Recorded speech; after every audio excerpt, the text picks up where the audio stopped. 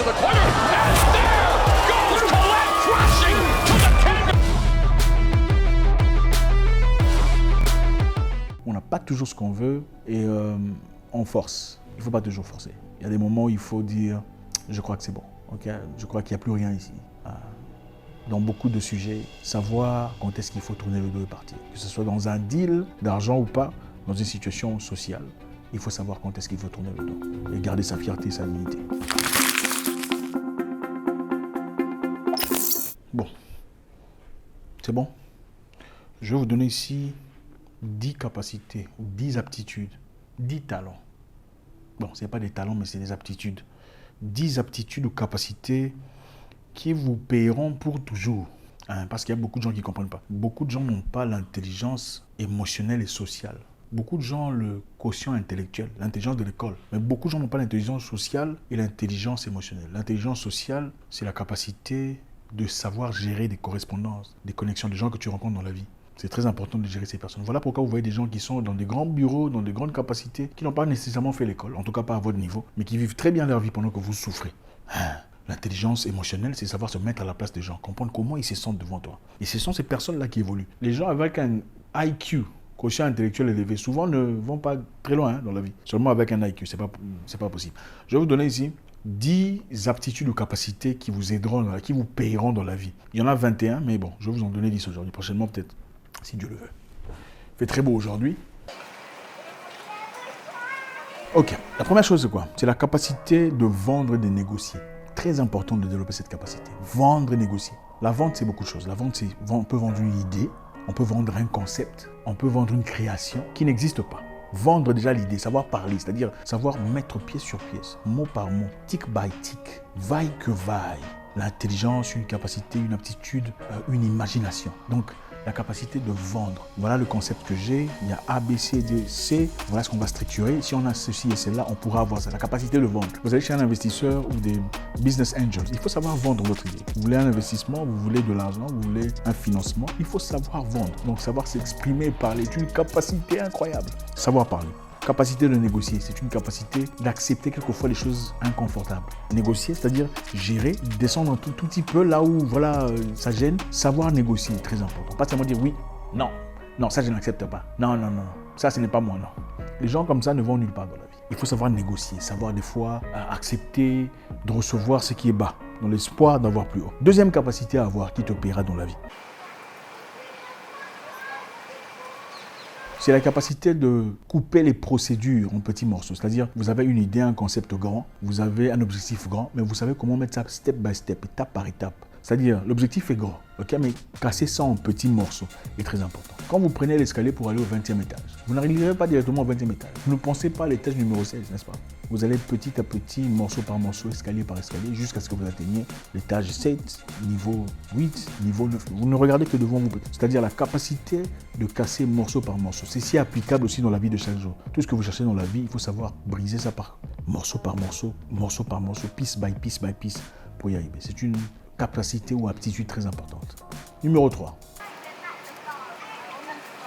La capacité de faire sentir ce qu'on ressent, c'est-à-dire de transmettre un message avec exactitude, très important. À ne pas être approximatif, dire exactement ce qu'on pense, ce qu'on ressent, ce qu'on voit, ce qu'on prévoit, ce qu'on présage est très important. Développer cette capacité. Numéro 4. La capacité de fermer sa bouche et écouter. Il y a beaucoup de gens ici qui sont incapables de fermer sa bouche et écouter. Fermez votre bouche et écoutez. C'est-à-dire, vous connaissez, vous pensez pouvoir connaître, vous avez certaines informations, c'est très bien. Mais fermez votre bouche et écoutez. Parce qu'il y a des fois, vous pensez savoir, mais en réalité, vous ne connaissez pas.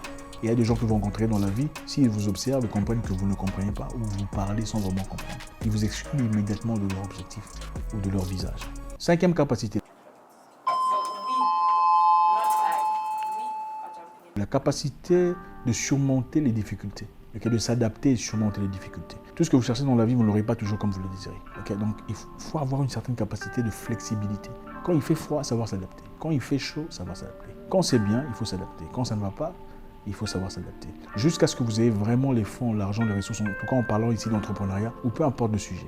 il faut savoir s'adapter. S'adapter à recevoir un non quand on vous fait une demande, vous voulez parler à quelqu'un de proéminent, il n'est pas disponible. Il faut s'adapter à accepter ça. S'adapter à accepter le rejet. Les choses ne marcheront pas toujours comme vous voulez. Quelquefois, il faut s'adapter aux difficultés, s'adapter au manque d'argent, c'est-à-dire de chercher de moyens alternatifs pour obtenir ou atteindre les mêmes objectifs. 6e capacité qui vous aideront à aboutir à vos objectifs de vie.